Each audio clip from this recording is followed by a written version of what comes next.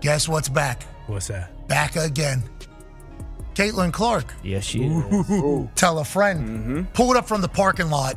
What started as a routine WNBA matchup exploded into one of the most polarizing moments in recent sports history. And Pat McAfee didn't hesitate to wade into the firestorm. With his signature blend of humor, unapologetic commentary, and raw conviction, McAfee delivered what fans are now calling a long-overdue reality check. The target, Angel Reese, the catalyst, Caitlin Clark, and the result? A viral takedown that didn't just expose the media spin, it reignited the debate around the real power shift unfolding in women's basketball. It all began with a game, the Indiana Fever versus the Chicago Sky. Caitlin Clark, already known for redefining what's possible on the court, walked into that game with a message to deliver. And from the moment she pulled up from near half court, it was clear she wasn't just playing basketball, she was making a statement. The game turned into a showcase of dominance. Logo threes, no-look passes, triple doubles. It was like a masterclass in how to control every aspect of the game. Clark was on fire, and the Sky had no answer. Angel Reese? She was supposed to be the rival, the counterpoint, the narrative foil to Clark's Cinderella story. But when the lights were the brightest, she couldn't keep up. A shove here, a scowl there. But on the scoreboard, silence. As Clark danced through defenders and dropped dimes like candy, Reese faded into the background. And that's when the controversy started. Not because of what happened on the court, but because of how it was spun off it.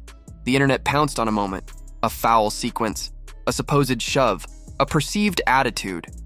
Suddenly, Caitlin Clark was the villain. Again. Videos were edited. Context was erased. Footage of Reese's initial push was removed, leaving only the moment Clark retaliated.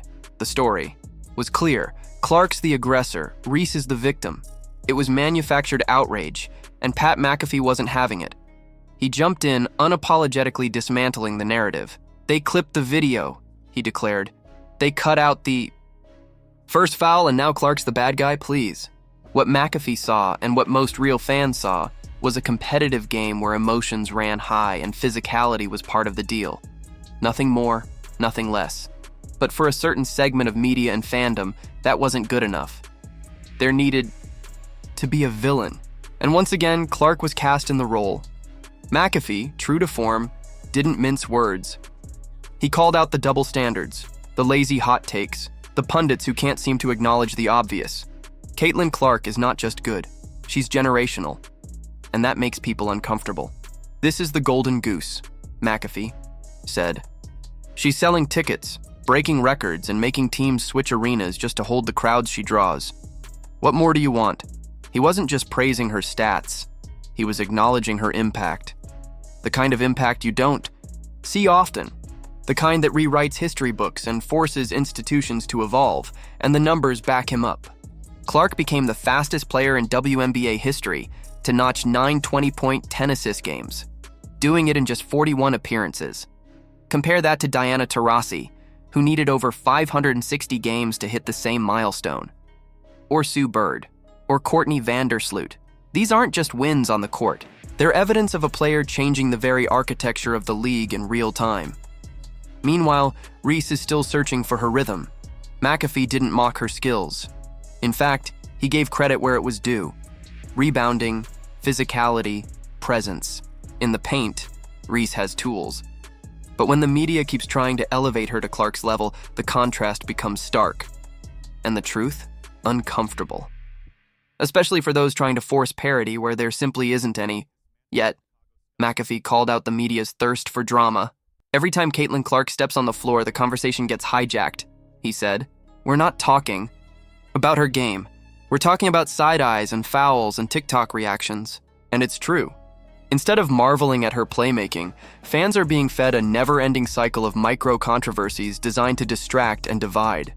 Even more telling was McAfee's breakdown of the record-breaking viewership.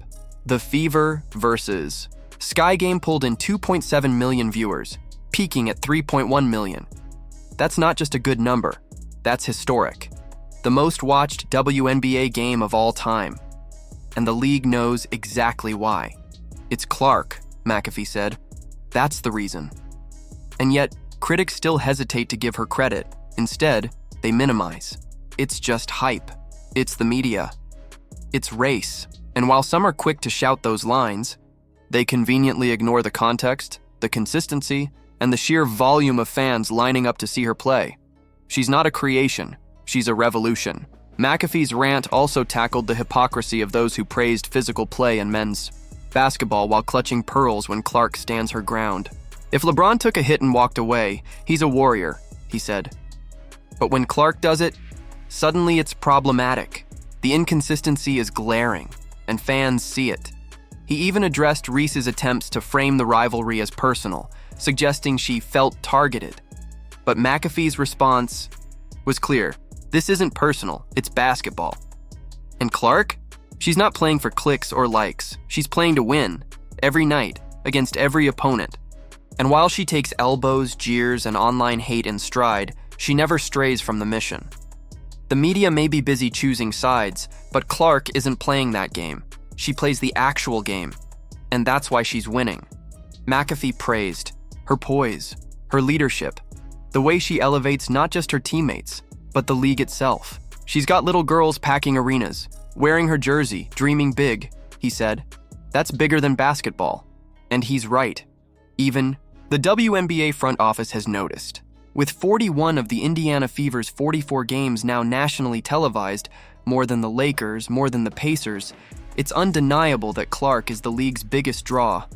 And yes, Reese contributes to the spotlight, but Clark is the sun around, which the whole system is now orbiting. So when people say this isn't a rivalry, McAfee laughs. Look at the numbers. Look at the drama. Look at the fans. Of course it's a rivalry, but it's not an even one, not yet. It's a rivalry in narrative, but not in results.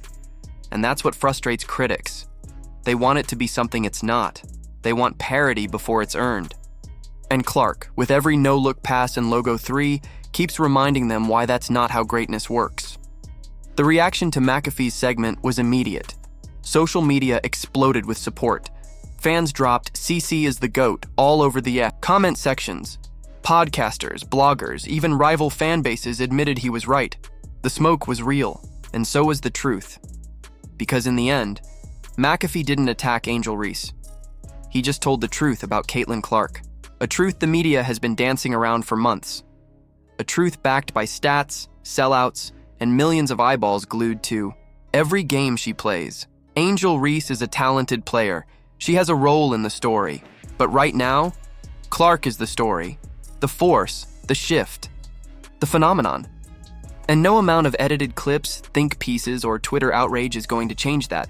So if you're here for real basketball, for talent over theatrics, for facts over feelings, you're here for Caitlin Clark. Let us know in the comments what you think. Did McAfee say what needed to be said? Is the Clark-Reese rivalry real or manufactured? And who's really driving the WNBA's rise? Like this story? Then like the video, subscribe, and turn on notifications, because this isn't just a moment. It's a movement. And Caitlin Clark is leading the charge.